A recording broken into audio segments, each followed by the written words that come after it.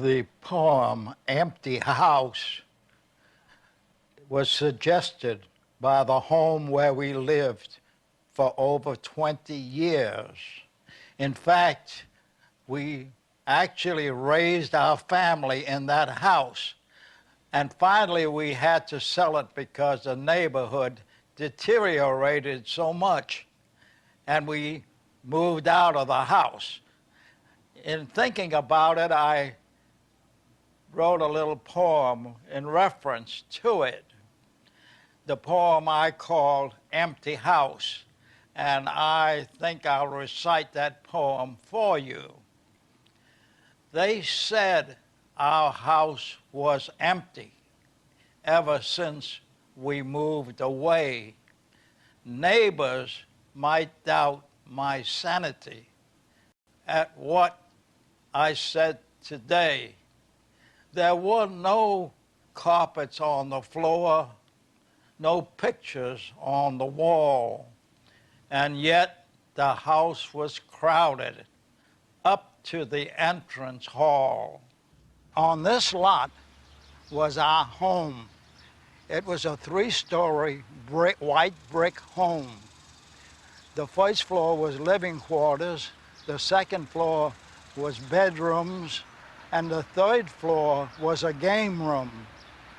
In the back of our house was a bedroom, servant quarters. Our maid lived there.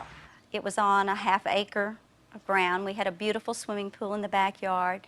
It was a very, very special house. It was especially special to my mother. My mother and Daddy had worked very hard all their lives, and it was very important to my mother that she have a nice home to raise her children in. Like a pilgrim stands before a shrine, I humbly stood before her door, knowing I entered holy ground our love had sanctified before.